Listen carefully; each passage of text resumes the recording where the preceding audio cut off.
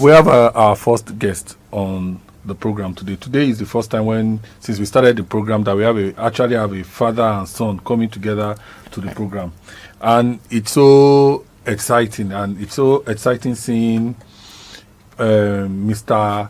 Pa Kayode Olaseyinde Pa Ajirebi. This is the first time, despite my long involvement in Nollywood, this is actually the first time I'm getting to meet him.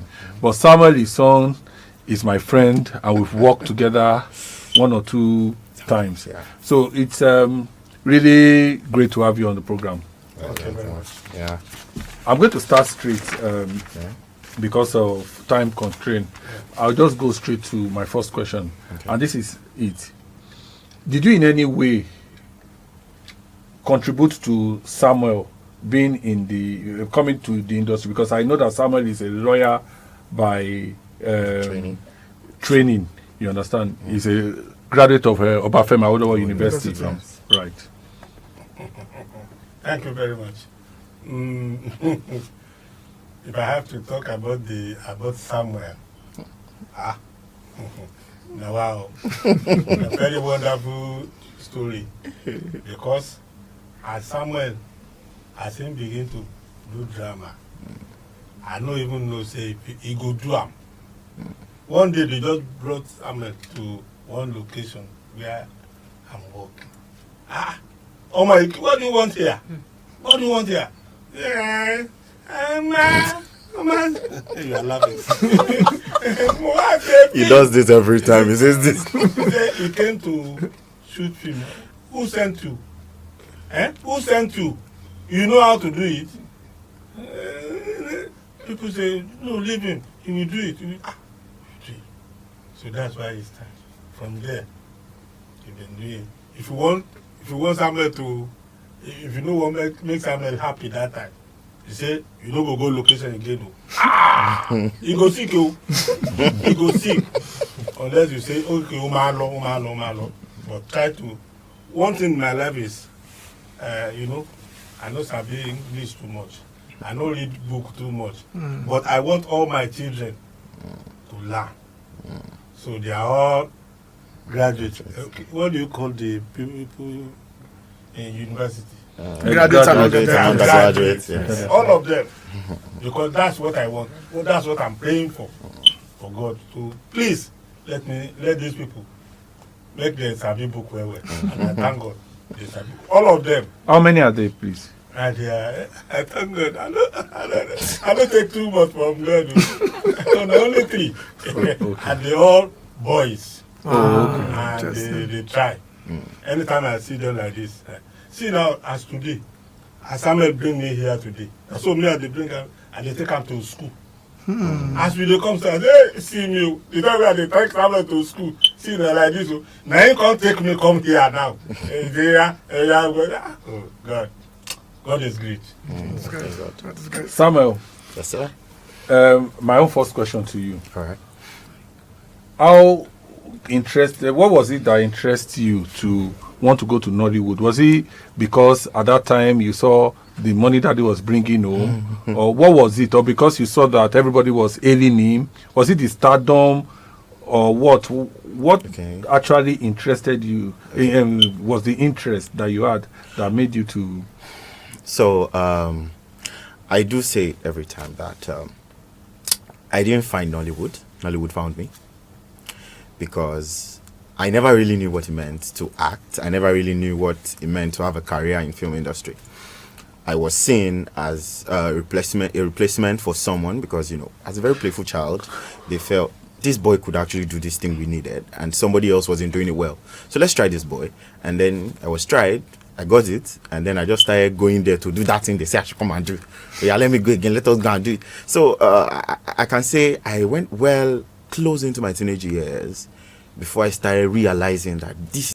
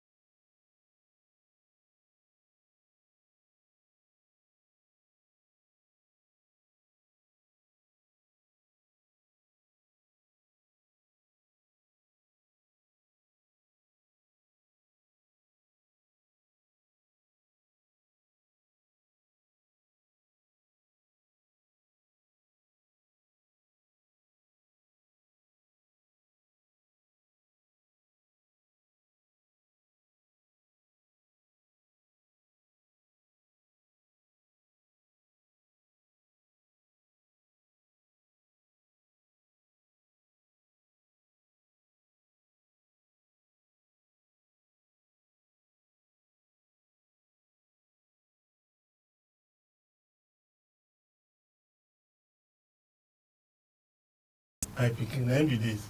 So I dey happy well well.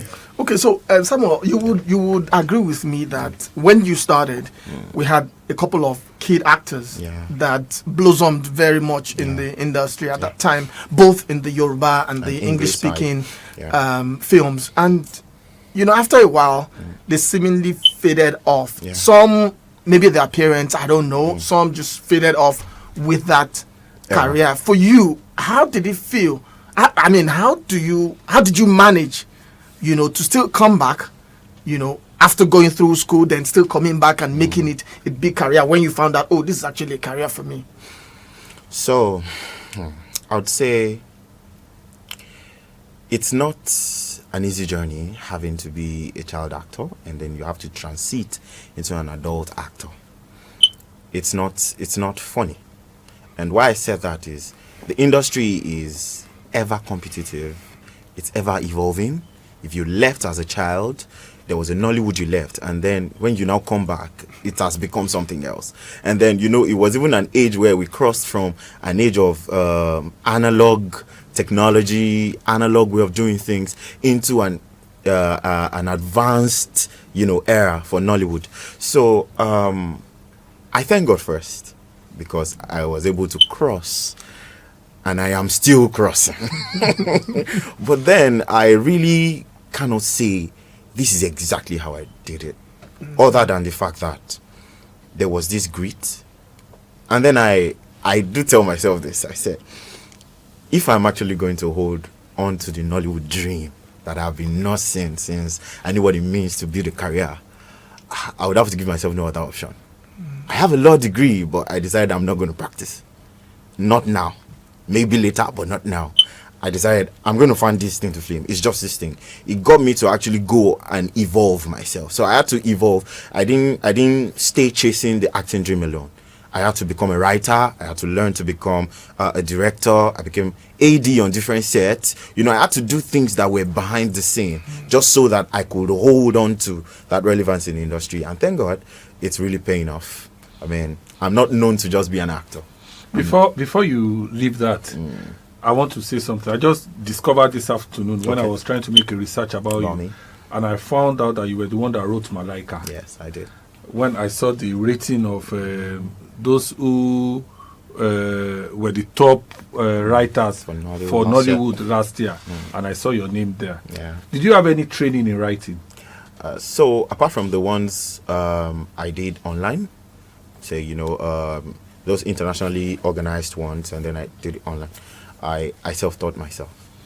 How were you able to convince Tony to give you, because a producer of such caliber who does those kind of movies, how were you able to have the to gain that confidence to give you on the job. That job? So anytime I get to discuss this, first off, I get to appreciate Auntie Tony's leadership skill. She's a woman who sees past anybody's catalog and she looks at what you are capable of doing, even when you've not even done it. So, as at the time I got the job Malaika, I only had different strokes by Mosofilani, Odoye. I actually watched that movie too. Oh, yeah. Very So I wrote it too. With Mercy Johnson. I wrote it too. It's interesting. Yeah, thank you. So I wrote that. And that was the only job I had that was cinema standard. And so when she came to me, she said, what other thing have you written apart from this? I said, this was the only thing I had ever written. And then she said, well, she doesn't mind. She was still going to work with me. She had all the choices to actually have all of the big wigs, but she said, Samuel, I'm going to work with you on this. And after the writing, which I think God helped me, that she found it quite good enough, she said, you know what? It's not going to stop at this level. You are going to be the assistant director of the job. Oh. And then even when I didn't have as much qualification for it, she still had me on it. And thank God, everybody's able to see what I could do. Are you working with her again on a present project? She's still, okay, so the pre-production phase of this one met me in school. I just finished from Accelerated Filmmaker Project. Okay. So I was not able to get on that with them. But definitely once I'm done with my filming process here, I'm going to join them on the set. Okay. I'm going straight to you now. for years you were on Papa Jasco and Papa Jasco and Company. Company. You understand? Working with Mr. Wale Adenuga. You understand? And did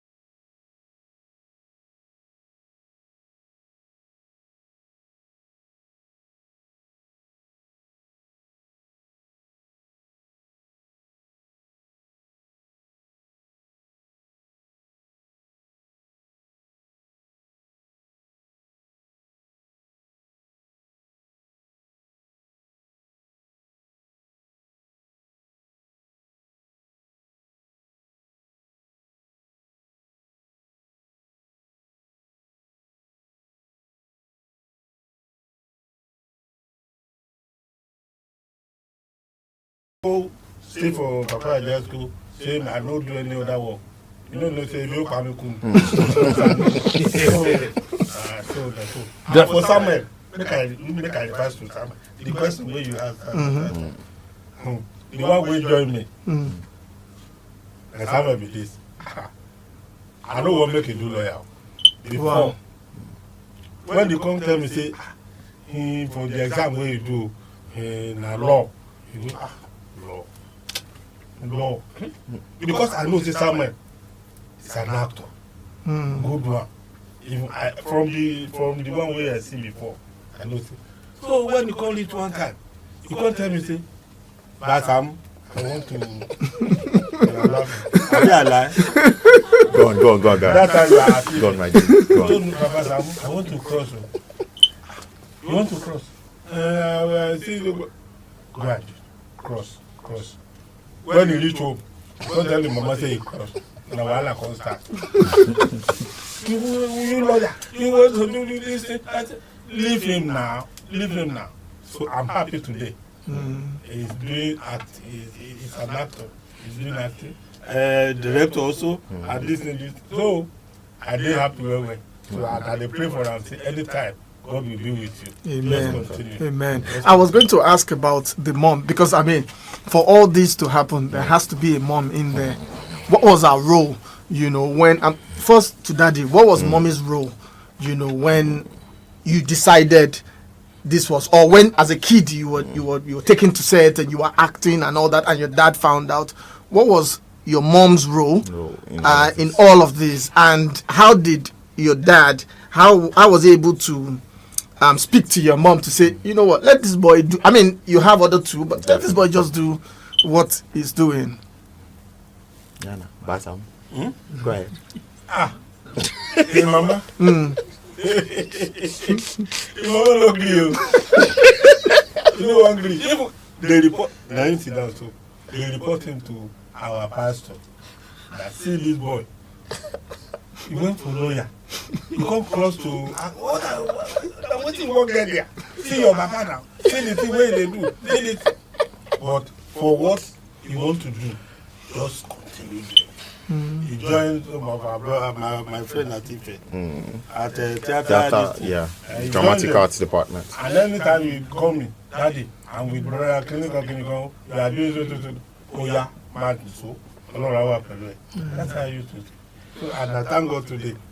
What are your other children doing apart from him?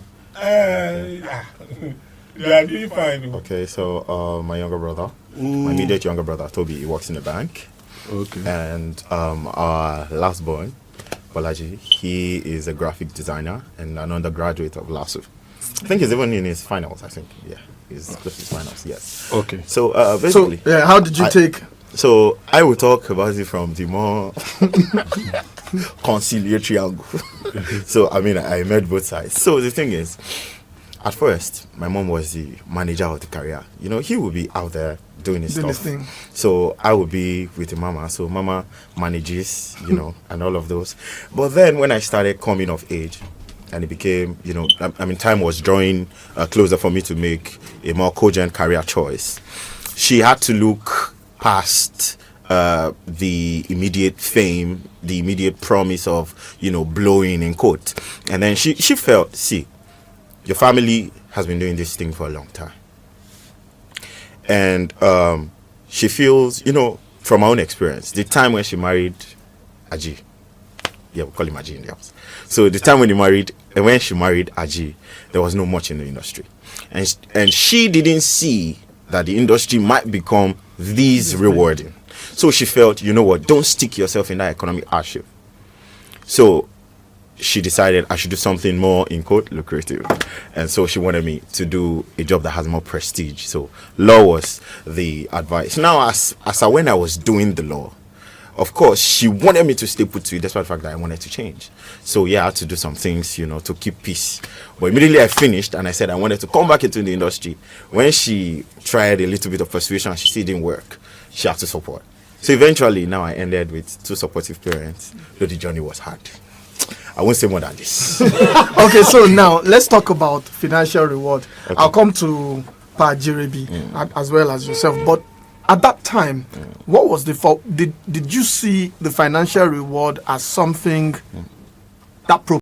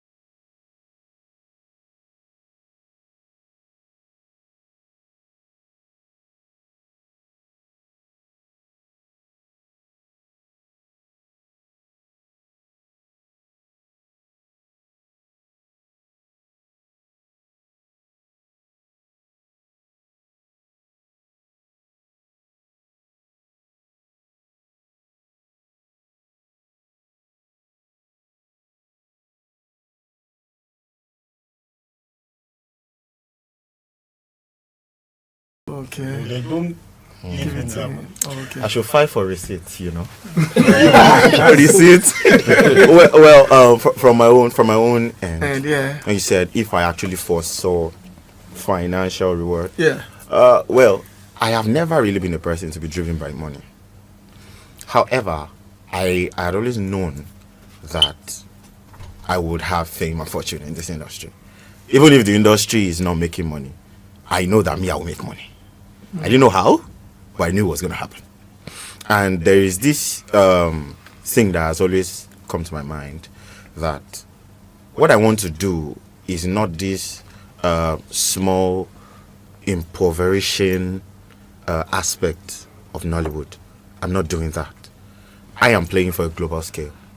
I'm playing for a more global audience. I've always told myself that. So everything I've always done, I've always had that at the back of my mind. So when they are telling me, see this person, they don't have money, they don't, I say, that is them. Me, I will have money.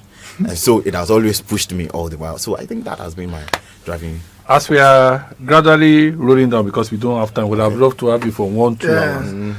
I'm going to, my question now is to Daddy.